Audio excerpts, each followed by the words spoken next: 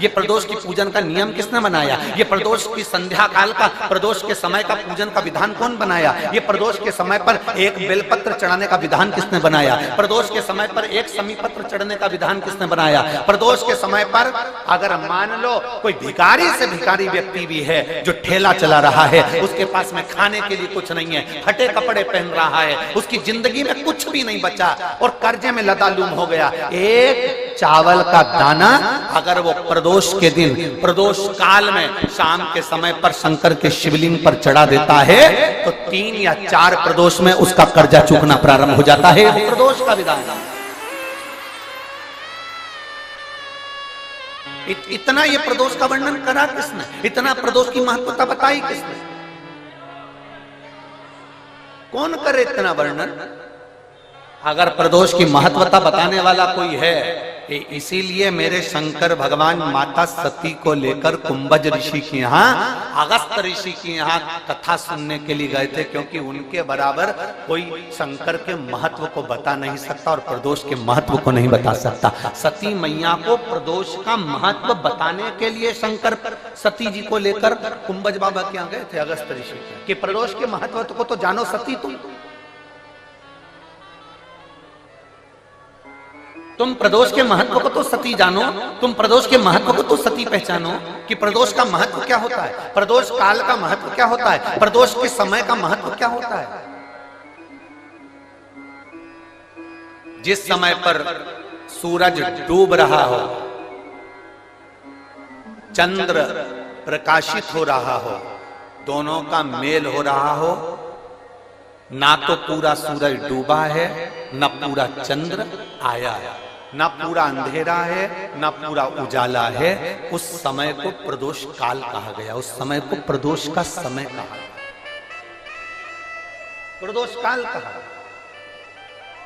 अब कई लोग हमसे कहते हैं, गुरुजी आप हमको प्रदोष का समय बताया करो कि प्रदोष काल किसको कहते हैं, प्रदोष का समय किसको कहते हैं।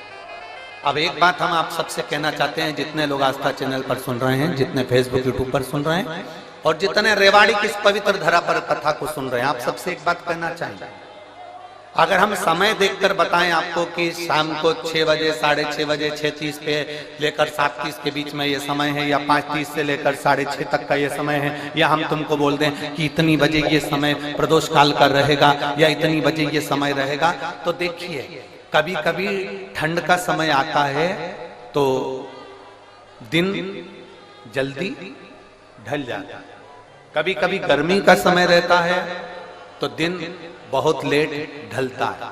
इसलिए समय की गणना से मत चलो, आप तो ये अंदाजा लगाकर रखो कि दिन ढल रहा हो,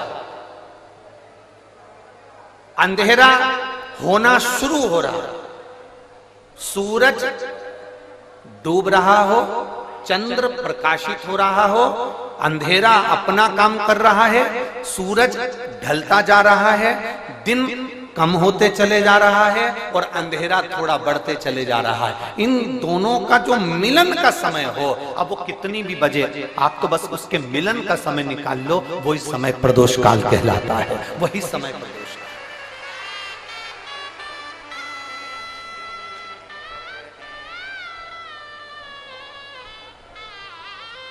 अब प्रदोष काल की पूजन का विधान किसने बनाया? कोई आपसे पूछे तो क्या बताओगे? जम के बोलो जल्दी से, कौन ने बताया था?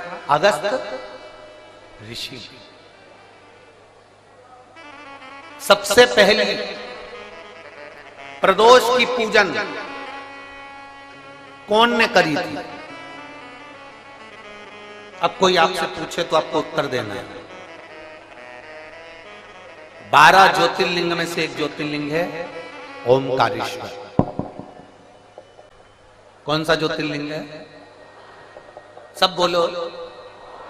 ओमकारेश्वर। विंध्य नामक पर्वत पर वो ज्योतिर्लिंग विराजमान।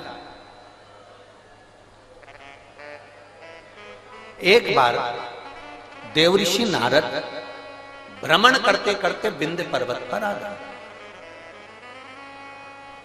अब नारद जी का तो काम तुमको सबको मालूम ही है ना। नारद जी का काम तो मालूम है ना सबको। क्या काम है उनका? दुनिया के लोग कहते हैं नारद जी का काम है चुगली करने का, पर शिव महापुराण की कथा कहती है नारद जी का काम चुगली करने का नहीं है। नारद जी का काम किसी व्यक्ति को अग्नि प्रज्वलित कर कर, किसी व्यक्ति में आग प्रज्वलित कर कर, किसी व्यक्ति के हृदय को जलाकर भगवान की भक्ति को प्रकट करने की सामर्थ्यता देवर्षि नारद। लोग कहते हैं नारद जी का काम चुगली करने का है, लोग कहते हैं नारद जी का काम निंदा करने का है। निंदा करने का नहीं, निंदा के माध्यम से भगवान की भक्ति प्रकट करना, किसी के अंदर इतनी जलन उत्पन्न कर देना कि वो तप करने बैठ जाए, किसी की इतनी बड़ाई कर देना कि वो भगवान की भक्ति से जुड़ जाए। अब तो तीनों देवियां इकट्ठी हो गई। मोहल्ले की 3 माताएं अगर एक जगह पर मिल जाए तो समझ लेना कि किसी ना किसी की बुराई चालू है, किसी ना किसी की निंदा चालू है। अगर ये तीनों एक जगह पर मिल गई है ना तो जरूर किसी ना किसी की निंदा चल रही है, किसी ना किसी की बुराई चल रही है, पक्का।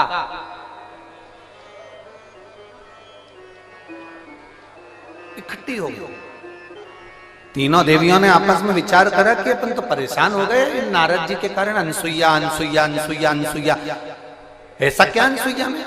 अपने अपने पतियों को परीक्षा लेने भेज दो। ब्रह्मा विष्णु महेश तीनों परीक्षा लेने के लिए चले, और जैसे ही ब्रह्मा विष्णु महेश परीक्षा लेने के लिए चले, परीक्षा लेने के लिए जैसे ही चल दिए, इतने में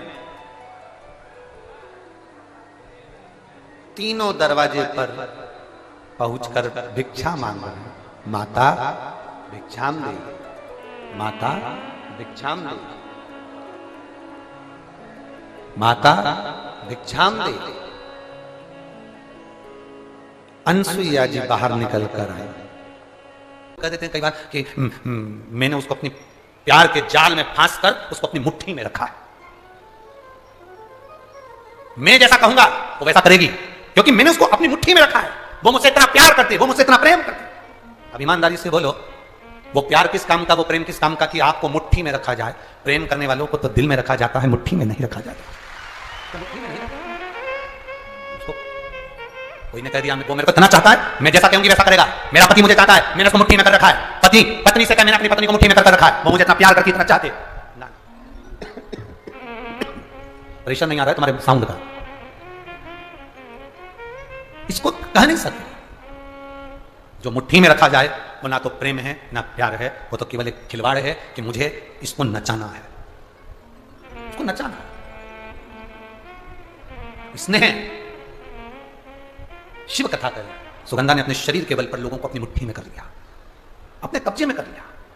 एक नारी, एक स्त्री, एक पुरुष, उसको बल, स्त्री को सुंदरता, एक नारी को, एक पुरुष को एक बल, एक सुंदरता परमात्मा देता क्यों है?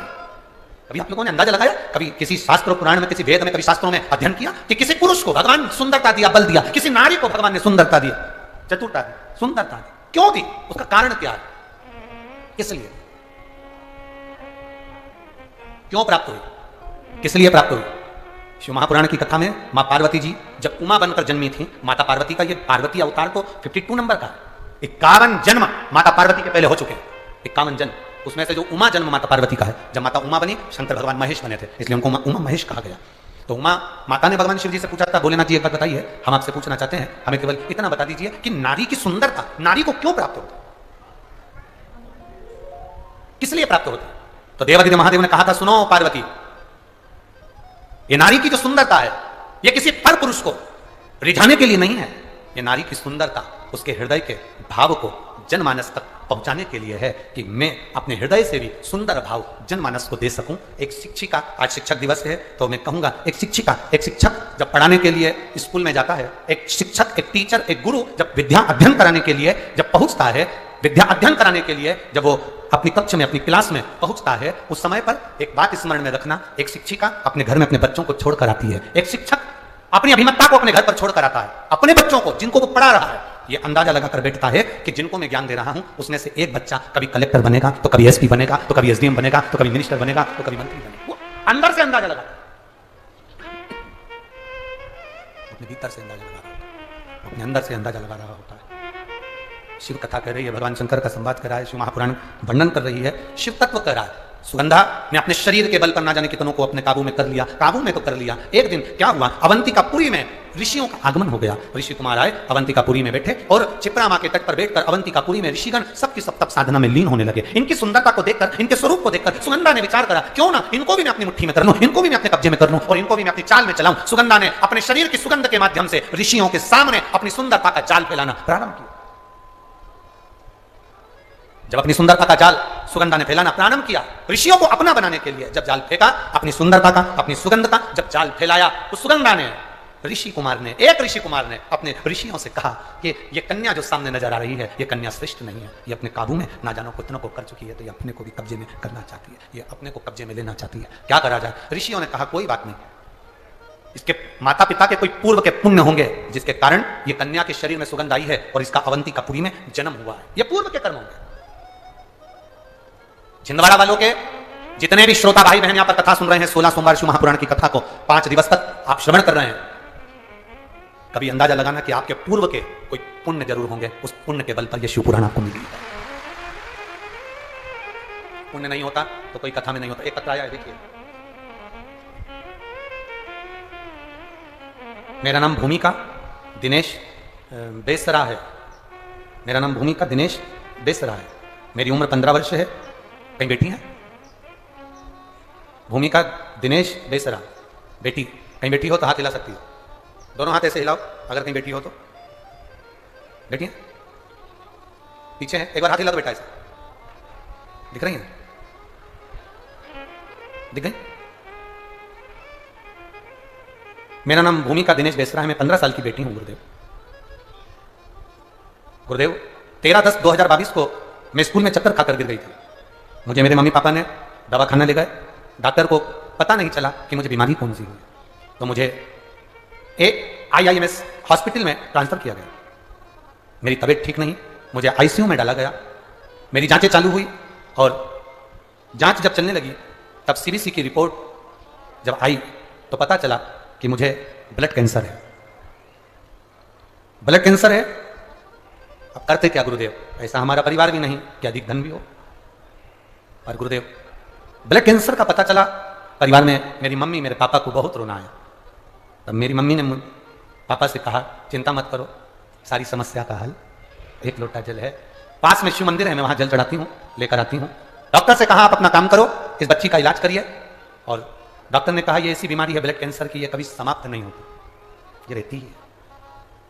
गुरुदेव मेरी मम्मी ने भी कह दिया एक डॉक्टर आप हो और एक डॉक्टर वो कुबेरेश्वर महादेव है, शिव है, वो भी तो बैठा है, करेगा वो।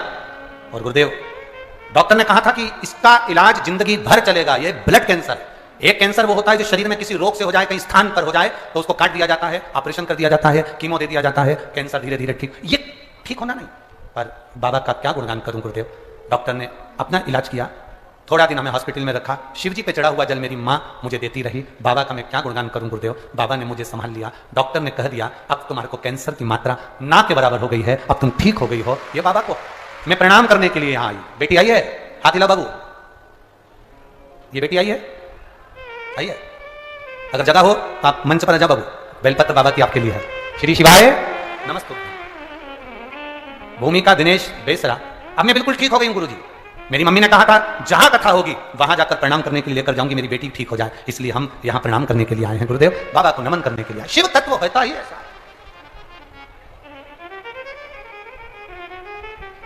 दुनिया के लोग दुनिया के भरोसे रहते हों, पर शिव के भक्त शिव के भरोसे रहते हैं, वो केवल एक ओघड़दानी के भरोसे शिव के। मेरे बाबा दया करना, मैं तेरे भरोसे, मेरे बाबा दया करना, मैं तेरे भरोसे, ना घर के भरोसे हूँ, ना परिवार के भरोसे हूँ, ना घर के आप भी बोलिए। ना परिवार के भरोसे भोले बाबा दया करना, मैं तेरे भरोसे, मेरे बाबा दया करना, मैं तेरे भरोसे, शिव के भरोसे रहे, शंकर ओखड़ी के भरोसे रहे, हम उसकी स्तुति में लीन रहे। दुनिया का कोई बाबा, जोगी, सन्यासी, तपस्वी, कोई कथाकार हो, कोई महात्मा हो, दुनिया का कोई तुम्हारे दुख को नहीं मिटा सकता। दुख को तुम्हारी भक्ति, तुम्हारा भजन और तुम्हारा भगवान के प्रति विश्वास मिटा सकता, वो मिटा सकता। बोल बम का नारा है, तुम्हारे दुख को, तुम्हारा विश्वास, तुम्हारी भक्ति, तुम्हारा बल, भीतर की जो श्रद्धा है, तुम्हारा भगवान के प्रति जो विश्वास है, वो मिटा सकता। कोई कह दे तुमसे कि हम तुम्हारा दुख मिटा देंगे, समझ लेना पक्का झूठेला है, पक्का झूठेला। कोई तुमसे कह दे मैं तुम्हारा दुख मिटा दूंगा, फालतू की नोटंकी है। ना सियोर वाला महाराज किसी का दुख मिटा सकता है, ना दुनिया का कोई महाराज दुख मिटाएगा तो तुम जिस भगवान पर जल चढ़ा रहे हो, जिसका तुम नाम ले रहे हो, जिसको तुम पुकार रहे हो, वो दुख मिटाएगा। शरीर में यदि कोई काया का रोग हो जाता है, शरीर में कोई चर्म रोग हो जाता है, कोई काया सफेद पड़ गई, कोई चमड़ी काली पड़ गई, कहीं दाग पड़ गया, और वो काया का रोग यदि मिटता नहीं है, तो हमने पहले भी एक बार कहा था, फिर कहते हैं, जैसे हरी दूबा होती है, दूब देखिए आप लोगों ने, जम के बोलो जरा, दूबा देखिए, गणेश जी को चढ़ती है, क्या बोलते हैं उसको? दुर्बा। तो जो दुर्बा होती है, जैसे बगीचे में दुर्बा लगी होती है, वैसे ही बगीचे में दुर्बा के साथ में जब दुर्बा लगती है तो उसी के साथ एक सफेद कलर की दुर्बा भी होती है, एक सफेद दुर्बा भी होती है। यदि शरीर में कोई चर्म का रोग हो गया, कहीं घाव पड़ गया, वो सूख नहीं रहा, कोई चमड़ी का रोग पड़ जाता है, कोई चर्म रोग पड़ जाता है, तो भगवान शंकर को सोमवार की अष्टमी के दिन दुर्बा चढ़ाई जाती है, और वो सफेद दुर्बा को उठाकर चंद्रमा की रोशनी में, जब चंद्रमा को एक टकटकी देखते हुए उस चंद्रमा की रोशनी में उस दुर्बा को चबा चबा कर यदि खाया जाए, तो शरीर का कैसा भी रोग होता है चर्म का, वो धीरे धीरे समाप्त होना प्रारंभ हो जाता है। वो चमड़ी का रोग धीरे धीरे धीरे धीरे समाप्त हो जाता है, चर्म रोग समाप्त। पार्वती जी का ध्यान चंद्रमा की ओर, और माँ जगत जननी अम्बा जगदम्बा जगत धात्री माँ दुर्गा पावर पार्वती मैया चंद्रमा को देख रहे, चंद्रमा को देखते देखते थोड़ी देर बाद चंद्रमा छुप रहा है, फिर सामने आ रहा है, फिर छुप रहा है, फिर सामने आ रहा है। अब तो भगवान देवादित्य महादेव को हंसी आ गई, और भगवान शिव ठाका लगाकर हंस दिए। ध्यान नहीं गया, पार्वती जी को लगा भगवान भोलेनाथ तो केवल मुस्कुरा रहे हैं, ना जाने क्यों हंसने बैठे। थोड़ी देर बाद मां पार्वती जी का ध्यान फिर चंद्रमा की ओर गया, और चंद्रमा फिर सामने आ रहा है, फिर ओझल हो रहा है, फिर सामने आ रहा है, फिर ओझल हो रहा है। इतने में शिव जी फिर हंस दिए वापिस।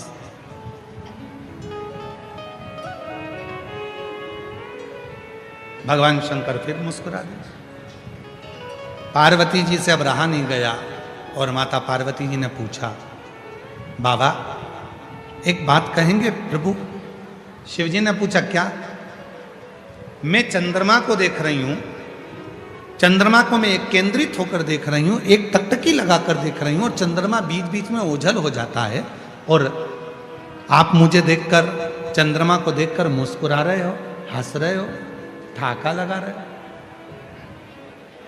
शिव जी ने कहा, पार्वती मेरे हंसने का केवल एक कारण है, ये चंद्रमा जिसको तू देख रही है और जो ओझल हो रहा है, ये चंद्रमा ओझल नहीं होता, पर इस चंद्रमा के भीतर थोड़ा सा अभिमान प्रकट हो गया। इस चंद्रमा के भीतर थोड़ी सी अभिमतता प्रकट हो गई, और वो अभिमान, वो अभिमतता कोई साधारण नहीं है। तो पार्वती जी ने कहा, अब तो सबके मन की बात को जानते हो। आपको तो लोग मनसा महादेव कहते हैं। शिव जी का एक नाम है मनसा महादेव। जम के बोलो, कौन सा नाम है? मनसा महादेव।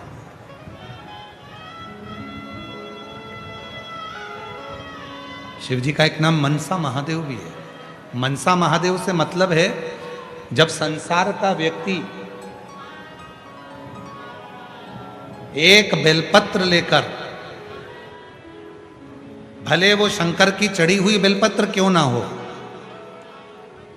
घर से लाई हुई बेलपत्र क्यों ना हो, जब कोई संसार का व्यक्ति एक बेलपत्र को भगवान शंकर के सामने लेकर जाता है और उस बेलपत्र को जब शिव जी को समर्पित करता है, तो उसके समर्पण करने के समय पर जितनी देर वो बेलपत्र को मंदिर में लेकर गया, मंदिर से शिवलिंग पर जितनी देर में वो समर्पित करता है, उतनी देर में उसके मन के अंदर जो बात चलती रहती है, भगवान शंकर उसके मन की बात को स्वीकार कर कर बेलपत्र चढ़ते से ही उसकी बात को स्वीकृत करके उसकी झोली भरना प्रारंभ कर देते हैं। उसको मनसा महादेव कहते हैं।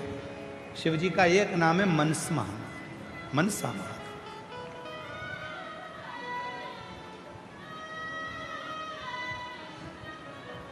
ये इधर भुसावल का तो हमको नहीं मालूम, परंतु जो निमाड़ी साइड है मध्य प्रदेश में, धार, राजगढ़, मंदसौर, नीमच, अलीराजपुर, जो निमाड़ का हिस्सा है, वहाँ पर माताएं मनसा महादेव का पूजन भी करती हैं और मनसा महादेव का व्रत भी करती हैं।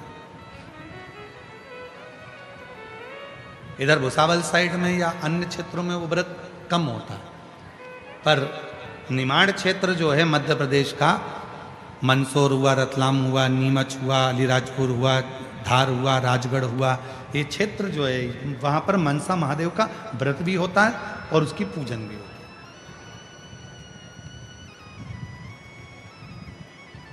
मनसा महादेव और मनसा महादेव की पूजन का एक विधान और वर्णन किया गया है महाराज। यदि आप लोगों को बाजार में किताब मिले मनसा महादेव की तो आप ले सकते हैं, उसमें एक विधान आप उसमें पढ़ सकते हैं कि मनसा महादेव में 7 बेलपत्र, 7 चावल के दाने, 7 दुर्वा, 7 कनेर के फूल जब हाथ में लिए जाते हैं, और भले लड़के की उम्र 40 साल हो गई हो, 35 साल हो गई हो, 32 साल हो गई हो, लड़की की उम्र भले 32 साल हो गई हो, 35 साल हो गई हो, 25 साल हो गई हो, 40 साल हो गई हो, जिस लड़का और लड़की का विवाह नहीं होता, तो 7 बेलपत्र, 7 चावल के दाने, 7 कनेर के फूल, 7 दुर्वा मनसा महादेव के नाम से लिया जाता है और हृदय से लगाकर उसको सोमवार के दिन प्रदोष काल में, शाम का समय प्रदोष काल में मनसा महादेव के नाम से शिव जी पे समर्पित किया जाता है, तो उस लड़का लड़की का विवाह जल्दी से जल्दी हो ही जाता है। वो मनसा महादेव, उसको मनसा महादेव।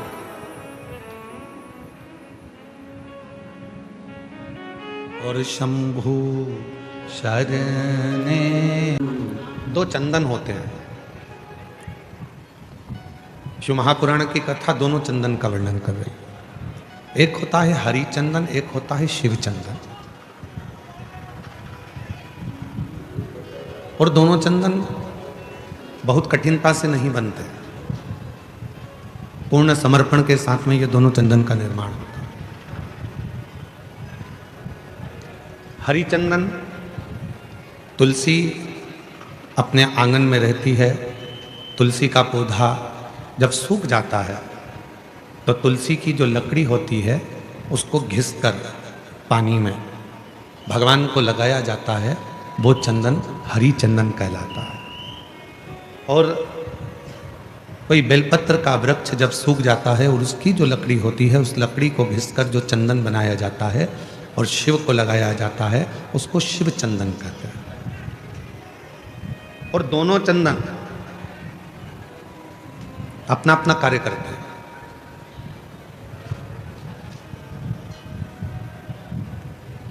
जैसे चंदन लगाते समय 3 उंगली का प्रयोग हम भगवान शिव पर करते हैं, आकार ओमकार ओम अकार। ये 3 उंगलियों का प्रयोग हम शिव जी पे चंदन लगाते समय करते हैं।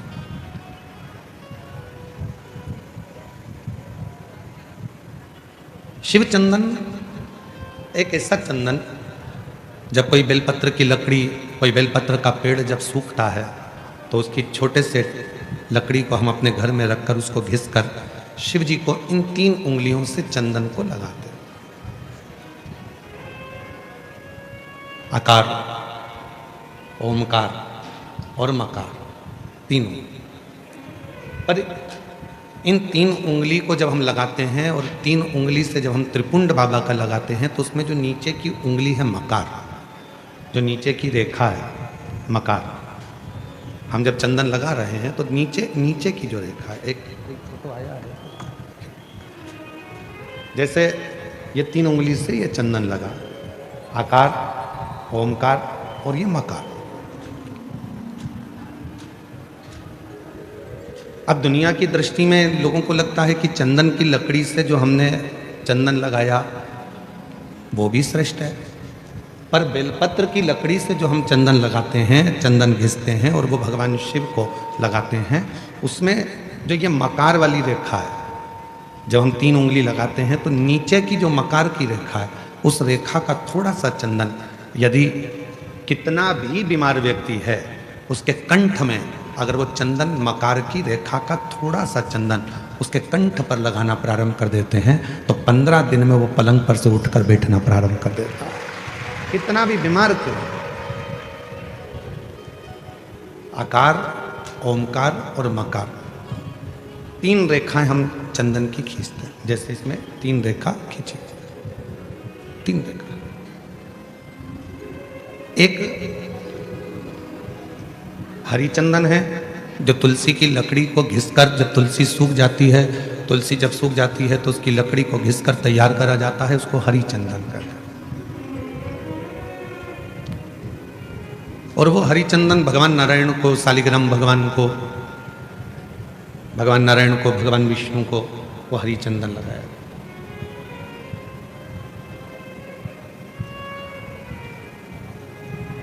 हरी चंदन का लेपन किया जाता है और वो हरी चंदन भी बड़ा काम का है महाराज।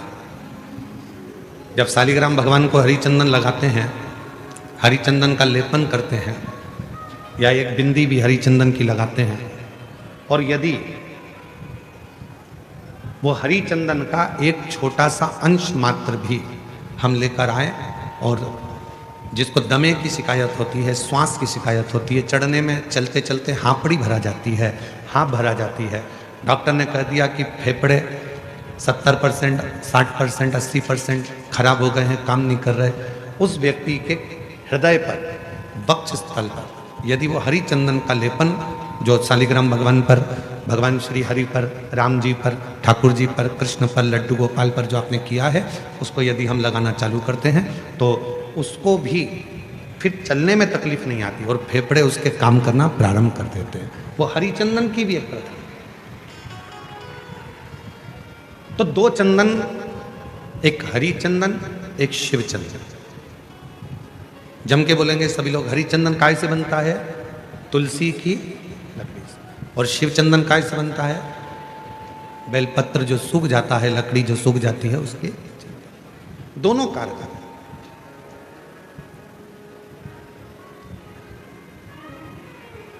और तेरी पूजन को भगवान बना मन मंदिर, तेरी पूजन को भगवान बना मन मंदिर, घिस घिस चंदन तुझे लगाऊं, नित नित तुझको रोज मनाऊं, घिस चंदन तुझे लगाऊं।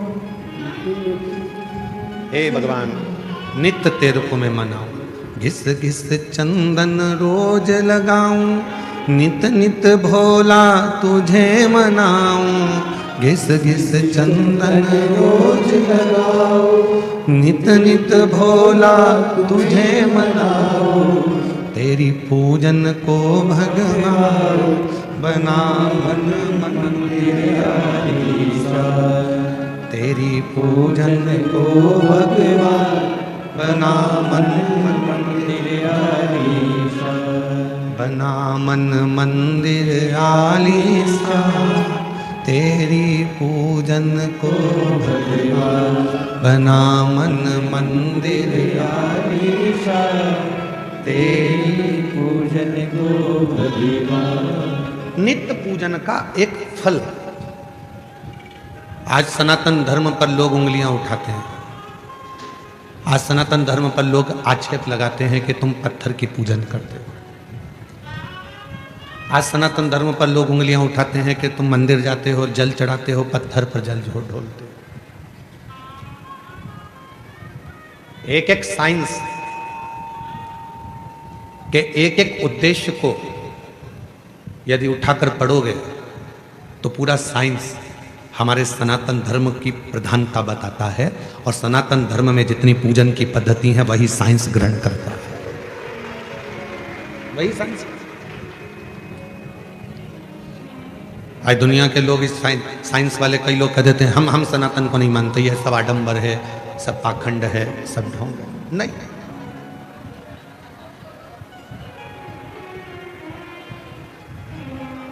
एक समय ऐसा भी आता है डॉक्टर पूरा इलाज करता है, सारी दवाइयां देता है, सब कुछ करता है, और आखिरी में डॉक्टर भी कह देता है कि मैं पूरी कोशिश कर रहा हूं, अब उसके हाथ में। मतलब डॉक्टर को भी मालूम है कि एक डॉक्टर और बैठा है, वो काल अधिपति महाकाल कहीं ना कहीं बैठकर इस कार्य को कर रहा है। एक और बैठा, कोई संभालने वाला एक और बैठा है। शिव कथा कर रहे हैं। कल कथा में कहा था कि दुनिया में किसी की सामर्थ्यता नहीं है कि कोई तुम्हारा बुरा कर दे, अपना बुरा हम खुद कर रहे हैं, कोई दूसरा बुरा नहीं कर सकता।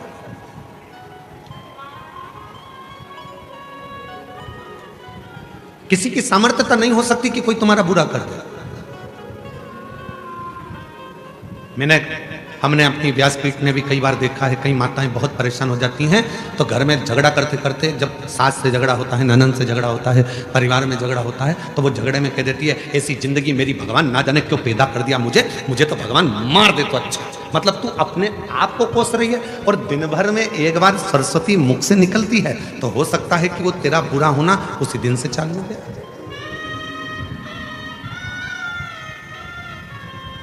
कई बार पुरुष, मेरे जीजा हुन भी जब परेशान हो जाते हैं तो कहते हैं भगवान ये शरीर तो भगवान तूने ऐसा दे दिया। कई माताएं दिन भर बैठी बैठी सोचती रहती हैं कहीं मुझे ये बीमारी तो नहीं हो गई, मेरे शरीर में गठान हो गई, कहीं मुझे ये वाली बीमारी तो नहीं हो गई, मेरे को भोजन नहीं पच रहा तो मुझे ये बीमारी तो नहीं हो गई, मेरी आंखें दुख रही हैं तो आंखों में ये बीमारी तो नहीं हो गई, मेरी कमर से चलते नहीं बन रहा तो मेरा कहीं गुड़िया तो नहीं खसक गया, मेरा घुटने से चलते नहीं बन रहा, मेरा घुटना तो बेकार नहीं हो गया, कहीं घिस तो नहीं गया। प्रत्येक स्त्री पुरुष आज के समय में प्रत्येक व्यक्ति अपने लिए ही बुरा सोच रहा है। मेरे को ये तो नहीं हो गया, मुझे ऐसा। सबसे पहला नियम एकादशी व्रत का सबसे पहला नियम है कि आप जिस दिन व्रत करो उसके एक दिन पहले भक्ति का संचार इस हृदय में करो, भक्ति का संचार इस हृदय में कर लीजिए। जिस दिन आप व्रत करो, जैसे एकादशी का व्रत कर रहे हो तो दशमी के दिन शाम का समय जब आवे, रात्रि जब होने लगे, शाम का समय आवे, और रात्रि का आप जब भोजन ग्रहण करो तो उस भोजन में कोई ऐसा पदार्थ ग्रहण मत करिए जिस पदार्थ के कारण आपकी एकादशी बिगड़ जाए। कोई बेकार भोजन में ग्रहण नहीं करना, श्रेष्ठ भोजन ग्रहण करिए दशमी।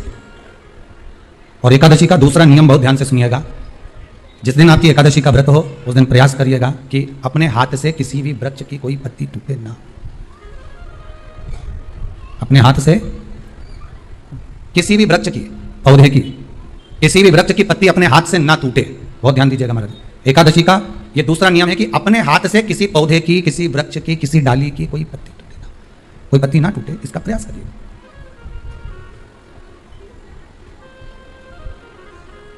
कितना सुंदर व्याख्यान कहा है, कितना सुंदर वर्णन है महाराज कि मात्र एकादशी का व्रत कर लेने पर, मात्र एकादशी का व्रत कर लेने पर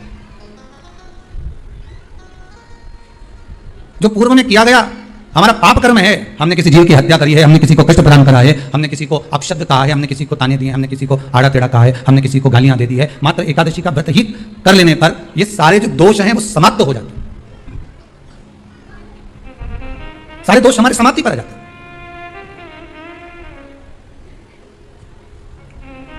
अब एक विचार करिएगा थोड़ा सा अपने मन में, अपने चित्त में, अपनी वृत्ति में एक बात उतारिएगा, एक अपने मन में एक बात उतार कर रखिएगा कि आप अपने पाप को, अपने पाप कर्म को जिस दिन क्षीण करने वाले हो, समाप्त करने वाले हो, अपने पाप को आप जिस दिन समाप्ति पर लेकर जा रहे हो, तो उसके एक दिन पहले आपको प्रसन्नता होना चाहिए कि नहीं होना चाहिए कि कल मेरा पाप कटने वाला है, कल मेरा पाप समाप्त होने वाला है।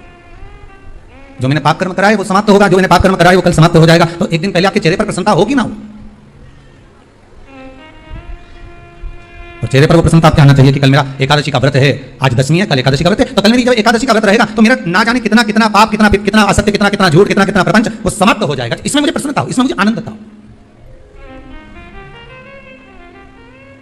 तो क्या कहा गया कि प्रयास करिएगा कि एकादशी के दिन कोई वृक्ष की, कोई डाली की, कोई कोपल की कोई पत्ती ना तोड़ी जाए। क्यों? तो कहा अगर उस पत्ती को हम तोड़ देते हैं, वृक्ष की पत्ती को या क्यारे में लगी हुई कोई डाली की पत्ती को हम तोड़ देते हैं तो एकादशी का पुण्य फल प्राप्त नहीं होता, एकादशी का कोई फल हमारे खाते में नहीं जाता, पुण्य फल प्राप्त। अब फिर भले तुम चाहे तुमने मोदन खाया हो, चाहे तुमने फिर चिप्स खाई हो, चाहे तुमने फिर व्रत का कितना ही सामान खा गए और तुमने सोचा कि आज मेरी एकादशी है, तो फिर उसका कोई फल प्राप्त नहीं, उसका कोई सुख प्राप्त नहीं आपको, फिर उसका कोई आनंद प्राप्त नहीं आपको, तो उसमें कोई आनंद की अनुभूति आपको नहीं मिल रही, फिर उसमें कोई फल की प्राप्ति आपको नहीं हो रही। आस्था चैनल के माध्यम से जितने भी एकादशी करने वाले हैं और चतुर्थी का व्रत करने वाले हैं, बहुत ध्यान से आपकी कथा सुनना कि एकादशी का आपसे आपके बच्चे पूछेंगे, मम्मी हम भगवान विष्णु का दर्शन करते हैं, हम राम जी का दर्शन करते हैं, हम कृष्ण भगवान का दर्शन करते हैं, हम भवानी माता का दर्शन करते हैं, हम शंकर जी का दर्शन करते हैं, हम सारे देवी देवताओं का दर्शन करते हैं, पर ये एकादशी माता तो कभी नजर ही नहीं आती। पूछेंगे कि नहीं पूछेंगे कि तुम जिस एकादशी का व्रत करते हो इनका जन्म कहां से हुआ, कहां जन्मी थी, एकादशी की जन्मस्थली कहां है? भाई भगवान कृष्ण की जन्मस्थली तो मथुरा है, श्री राम जी महाराज की जन्मस्थली बोल दो जम के अयोध्या है। कोई आपसे पूछ ले कि एकादशी की जन्मस्थली कहां है, तो आधे लोग तो बाल खुजाने में लग जाएंगे कि एकादशी आखिर पैदा कहां हुई थी, जन्म कहां लिया था, इसका जन्म हुआ कहां था, कहां जन्मी थी, इसका जन्मस्थल है कहां। और अगर मान लो जन्मस्थल एकादशी का है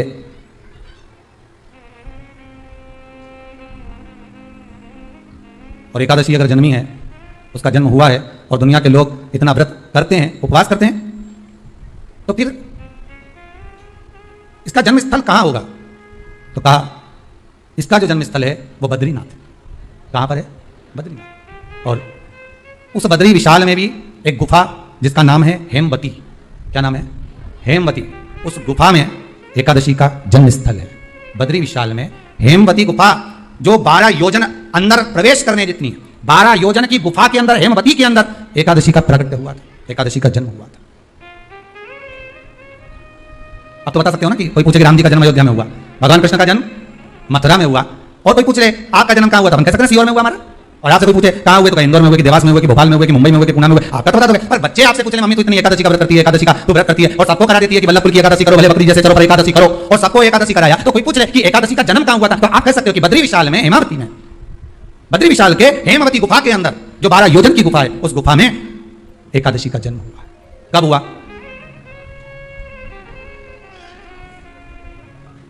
जन्म होने का कारण, राम जी के जन्म होने का कारण था रावण का संहार, भगवान कृष्ण के जन्म होने का कारण था कंस का संहार, नरसिंह भगवान के जन्म होने का कारण, प्रकट होने का कारण था हिरण्यकशिपु का संहार, बराह भगवान के प्रकट होने का कारण था कि पृथ्वी को जल पर लाकर ठहराना, हिरण्याक्ष का संहार। तो फिर इसके जन्म का कारण क्या है? तो कहा इसके जन्म का केवल एक कारण है। सतयुग में, अब एक और बात का बहुत ध्यान दीजिएगा महाराज, सतयुग एक बार नहीं हुआ कि तुम सोचो कि सतयुग के बाद में द्वापर, त्रेता आ गया, त्रेता के बाद द्वापर आ गया, द्वापर के बाद कलयुग। एक सतयुग नहीं है, एक त्रेता नहीं है, एक द्वापर नहीं है, ना जाने कितने कितने सतयुग निकल गए, ना जाने कितने कितने द्वापर, त्रेता, कलयुग, ना जाने कितने निकल गए। और आप और हम जैसे भी इस पृथ्वी पर ना जाने कितने, अरे जम के तो बोलो, निकल गए।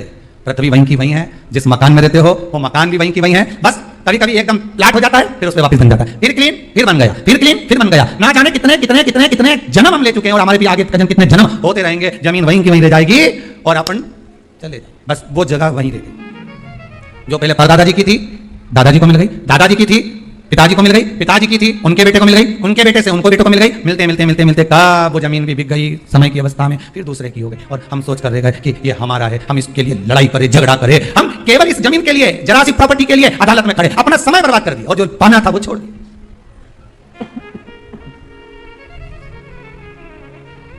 जो पाना था वो छोड़ दिया हमने। असली रजिस्ट्री तो ये शिव महापुराण की कथा है, जिसमें बैठकर आप 3 घंटा भगवान की भक्ति को जो धारण कर रहे हो, 3 घंटा जो भगवान की कथा को आप श्रवण कर रहे हो, 3 घंटा जो भगवान की भक्ति में आप डूबे हुए हो, 3 घंटा जो भगवत स्मरण में आप लगे हुए हो, बस यही असली रजिस्ट्री है, यही वहां काम आने वाली है। इसके सिवाय कुछ काम नहीं आएगा। धन दौलत माल खजाना सब पड़ा की पड़ा रह जाना, सब धरा की धरा रह गया। वो एक लाइन आप लोग स्मरण करते होंगे, सज धज के जिस दिन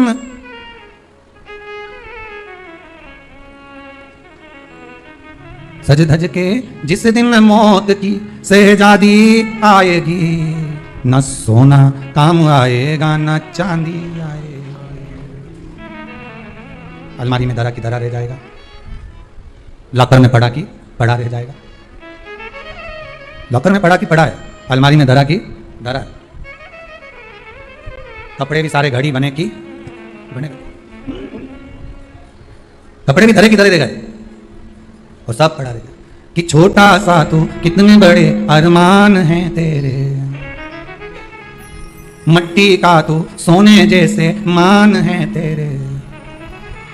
मट्टी की काया एक दिन मट्टी मिल जाएगी, न सोना काम आएगा न चांदी आएगी, न सोना काम आएगा न चांदी आएगी।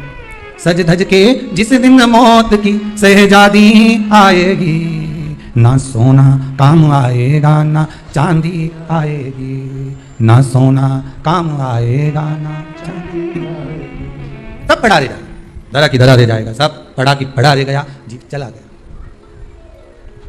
झगड़ा करा, लड़ाई करी, विवाद करा, खूब झगड़े पर मिला क्या? इतनी सी जमीन है, इतनी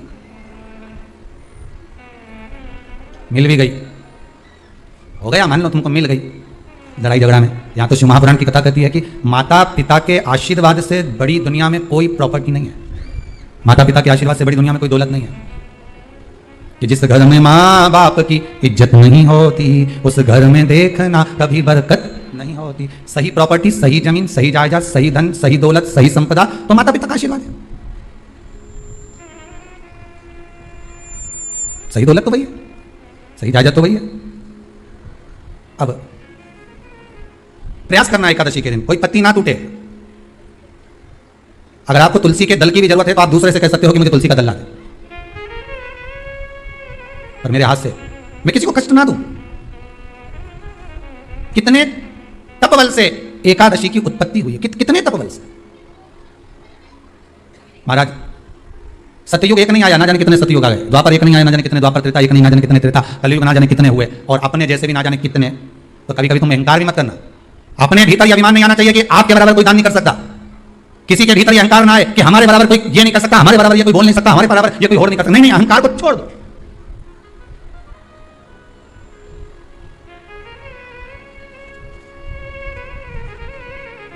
इस भारत की भूमि पर, इस भारत माता की गोद में अगर वीर भी जन्मे तो ढेर वीर जन्मे, कोई एक नहीं। कोई एक सोचे कि मेरे बराबर कोई और नहीं कर सकता। नहीं, ना जाने कितने। इस भारत माता की गोद में अगर दानी भी जन्मे तो ना जाने कितने। कोई ये ना सोचे कि मेरे बराबर कोई दान नहीं कर सकता। इस भारत माता की गोद में सुंदर भी जन्मे तो इतने, कोई ये ना कह सकता है कि मेरे बराबर कोई सुंदर नहीं है। और इस भारत माता की गोद में कलाकार भी जन्मे तो इतने, कोई ये नहीं कह सकता कि इसके बराबर कोई नहीं। इस भारत माता की गोद में कथाकार भी ढेर जन्मे, कोई ये नहीं कह सकता कि इसके बराबर कोई नहीं। भगवान ने पैदा करा, अभिमान नहीं होना चाहिए, अहंकार नहीं होना चाहिए। ना जाने कितने हों। इस बेलपत्री की पत्ती का आप लोग जितने लोग भी टीवी के माध्यम से देख रहे हैं, या जितने लोग आस्था चैनल के माध्यम से, फेसबुक यूट्यूब के माध्यम से, और जितने लोगों को नज़दीक से अगर ये बेलपत्री ना दिखे तो आप लोग एलईडी के माध्यम से इसका स्मरण करिएगा जरा। ये बेलपत्री की पत्ती है। इस बेलपत्री की पत्ती में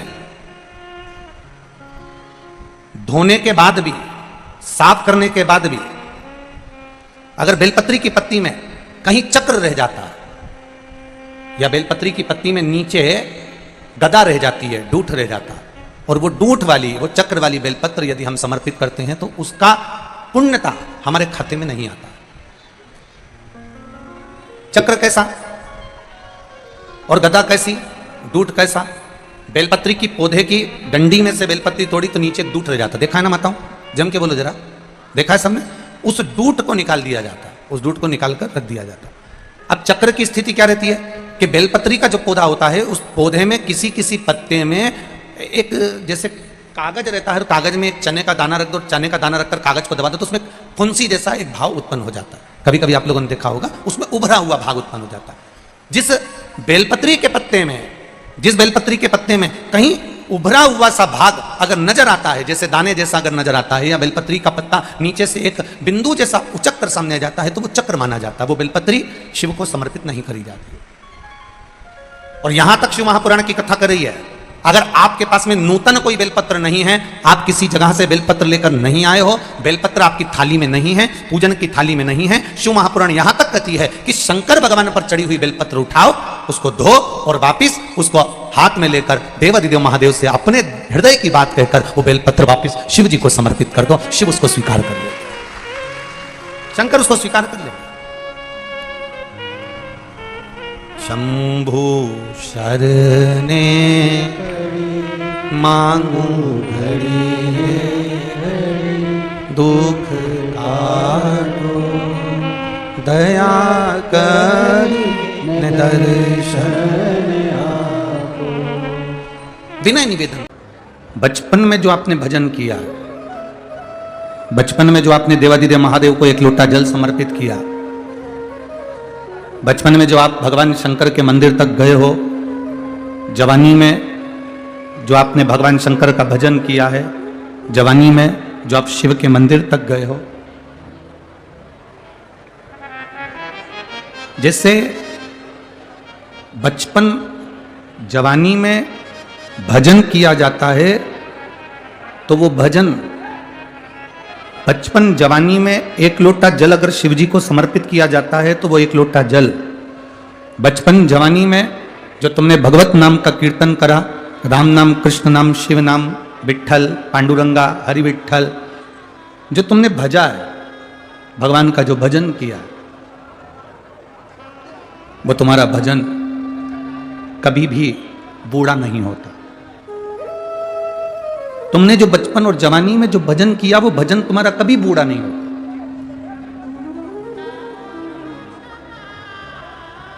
30 वर्ष की अवस्था में, 35 वर्ष की अवस्था में, 40 वर्ष की अवस्था में, 45 वर्ष की अवस्था में जो तुमने कमाया है, जो तुमने मेहनत करी है, 30, 35, 40 वर्ष की अवस्था में जो तुमने कमाया, जो तुमने मेहनत करी, तुम्हारी मेहनत का जो धन होगा, तुम्हारी मेहनत की जो प्रॉपर्टी होगी, तुम्हारी मेहनत का जो प्लाट होगा, तुम्हारी मेहनत की जो जमीन होगी, वो जमीन, वो धन, वो संपदा, वो प्रॉपर्टी, तुम बूढ़े भी हो जाओगे ना, तो जो तुमने 30 वर्ष की अवस्था से लेकर 45 वर्ष की अवस्था में, 50 वर्ष की अवस्था में जो तुमने कमाया है, ये प्रॉपर्टी, ये धन तुम्हारा बुढ़ापे तक तुम्हारा साथ देता है।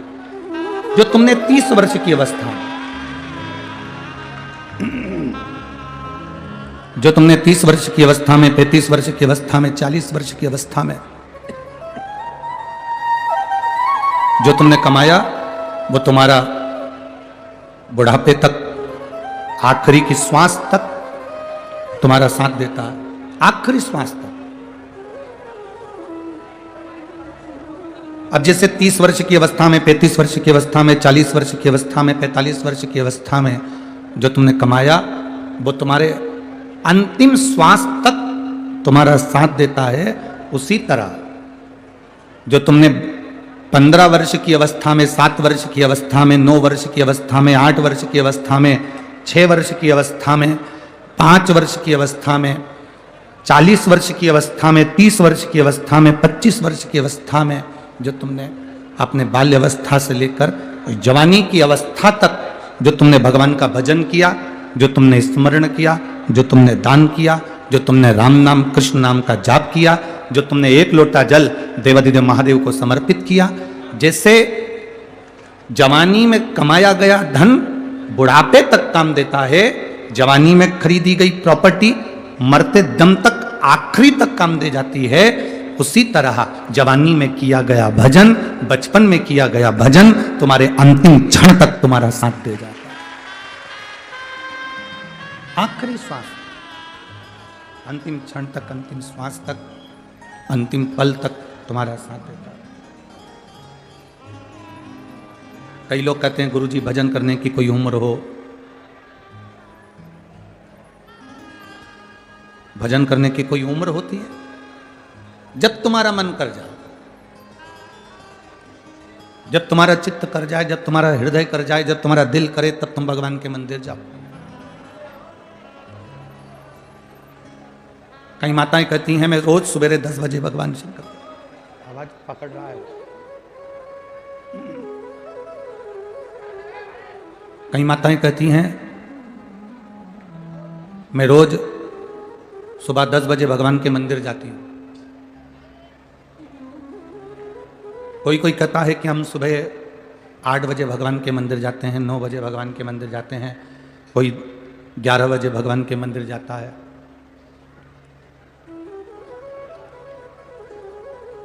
और कई माताएं कहती हैं हम 10 बजे नहीं जा पाए तो फिर हम मंदिर नहीं जा पाते।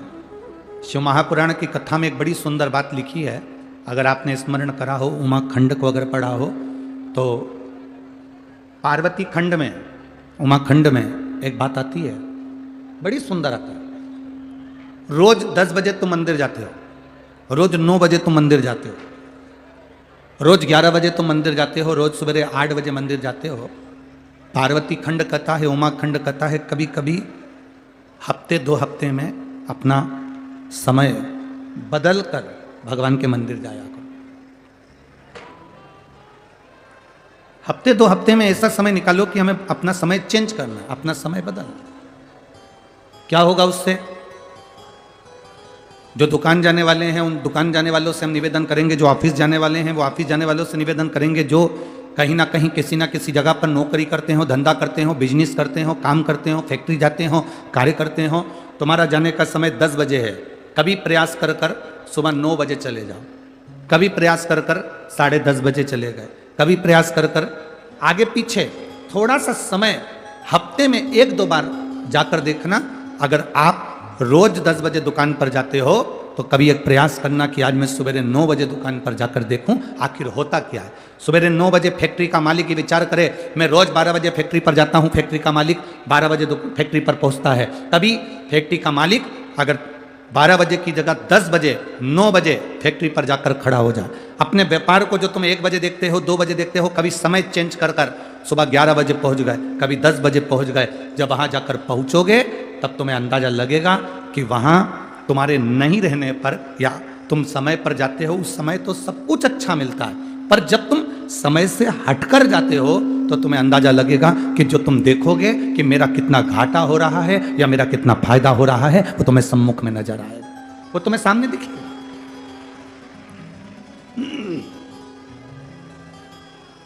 वो तुम्हारे सामने नजर आने लगेगा। शिव कथा कहती है, भगवान शंकर का संवाद कर रहा है, शिव महापुराण की कथा कर रही।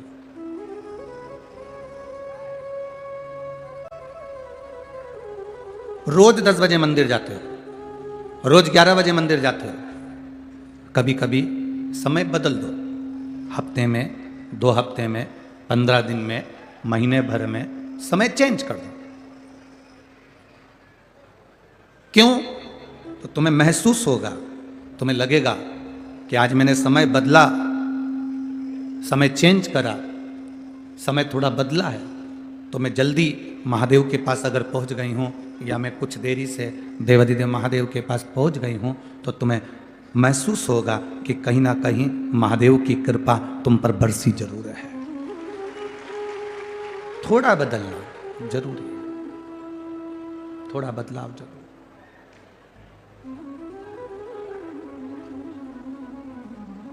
जाओ शिव के मंदिर रोज जाओ, भगवान के दरवाजे पर रोज पहुंचो, प्रतिदिन जाओ, पर महीने भर में, हफ्ते भर में 1-8 दिन आगे पीछे थोड़ा चेंज करो।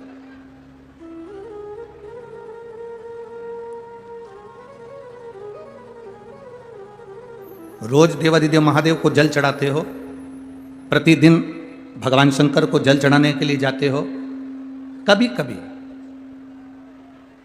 थोड़ा सा बदलाव कर कर देखिए, थोड़ा सा बदलाव। एक दिन महादेव को जल चढ़ाने के लिए गए, हो सकता है कभी कभी तुम्हारे साथ भी होता हो कि आज लोटा भूल गए, जल भूल गए, या कोई बेलपत्र भूल गए, तो फिर करना क्या है? आज अगर हम पात्र लेकर नहीं आए, जल लेकर नहीं आए, लोटा लेकर नहीं आए, मंदिर में नहीं पहुंचे हैं, या कोई सामग्री लेकर नहीं आए हैं, तो उस समय पर, उस जगह पर फिर आप प्रयास करना कि जो मंदिर में सेवा मिल जाए, कोई सफाई करने का मौका मिल जाए, झाड़ू लगाने का मौका मिल जाए, बुआरी काटने का मौका मिल जाए, कुछ रंगोली डालने का मौका मिल जाए, तो उसको करने का प्रयास करें, फिर उसको करें। उसका फल आपको मिलेगा। अरे मैंने तेरे ही भरोसे बाबा, तेरे ही भरोसे हवा विच उड़ती जागी, बाबा डोर तो छड़ी ना में कटी जावागी। मैं तेरी बदन शंभू, मैं तेरी बदन हवा विच उड़ती जागी, बाबा डोर तो छड़ी ना में कटी जावागी। भोले मैं तेरी मदद, शंभो मैं तेरी मदद। जब आप विचार करेंगे, जब आप प्रयास करेंगे, जब आप प्रयास करेंगे, थोड़ा बदलने का प्रयास करेंगे, तो बाबा की प्राप्ति होगी। शिव तत्व कह रहा है। भगवान शंकर का एक वर्णन, जैसे आप अपने आप को जितना संसार में खर्च कर रहे हो,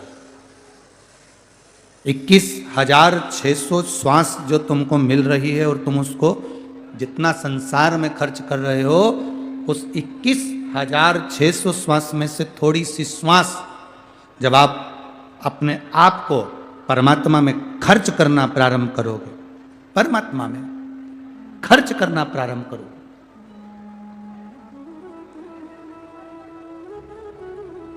अपनी 21,600 श्वास में से कुछ श्वास जब आप परमात्मा में खर्च करेंगे, मंदिर जाना, शिवालय जाना, देवालय जाना, कोई परमार्थ का कार्य करना,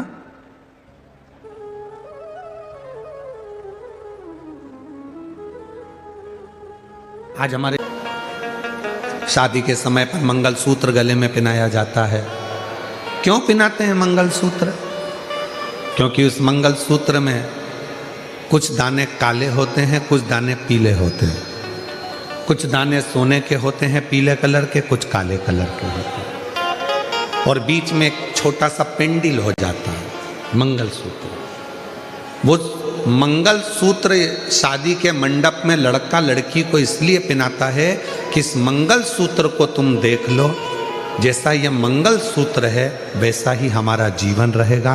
कुछ दिन काले रहेंगे तो कुछ दिन पीले रहेंगे, कुछ दिन सुख के रहेंगे तो कुछ दिन दुख के रहेंगे, पर चिंता मत करना, ये सुख और दुख के दिनों में जब हम पूर्ण तरह से निकल जाएंगे, तब आखिरी में एक पेंडिल आता है, उसी तरह फिर हमारी जिंदगी में एक आनंद का दिन जरूर आएगा।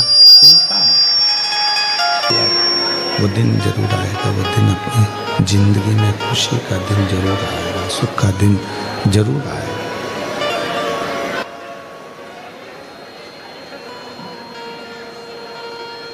मंगलसूत्र हमें प्रेरणा दे रहा है, सुख और दुख आएंगे, जिंदगी है। कभी भी याद रखना, कोई महाराज तुमको मिल जाए और कह दे कि मैं तुम्हारी जिंदगी में दुख नहीं आने दूंगा, समझ लेना पक्का बेवकूफ बना रहा। तुमसे पैसे कमाना होंगे, इसलिए वो कह रहा है कि तुम्हारी जिंदगी में दुख नहीं आने दो। भगवान राम जी की जिंदगी में दुख आया, इतने बड़े बड़े गुरु जी उनके थे। भगवान कृष्ण की जिंदगी में दुख आया, इतने बड़े बड़े गुरु जी उनकी जिंदगी में थे। माँ जानकी के पिताजी के यहाँ इतने बड़े बड़े गुरुजी थे तो भी माँ जानकी की जिंदगी में दुख आया। तो कोई तुमसे कह दे कि मैं तुम्हारे जीवन में कभी तुम्हें दुख नहीं आने दूंगा, मैं तुम्हें ऐसी विद्या बता दूंगा कि तुम्हें तकलीफ नहीं आएगी, या मैं तुम्हारे को कहीं से गड़ा हुआ धन निकाल कर दे दूंगा, या मैं तुम्हारे लिए कोई ऐसा जादू फादू कर दूंगा, कहने में मत आना। आजकल बेवकूफ़ बनाने वाले बहुत घूम रहे हैं, इनके कहने में मत। अपना दुख अपने को काटना। अपने को छींक आई है, छींक आई तो पड़ोसी छींकेगा क्या? जम के बोलो, बच्चे छींकेंगे क्या? अपनी छींक अपन को छींकना। अपने को खांसी आई, अपने को खांसी। अभी हमारे गले में खराश आ रही थी और हम माइक बंद करके तुमको इशारे में बोले खराश लो, तो तुम्हारे खराशने से हमारा खराश बंद हो जाएगा क्या? अरे बोल, अगर किसी लड़का लड़की का शादी होने के बाद अगर तलाक हो रहा है,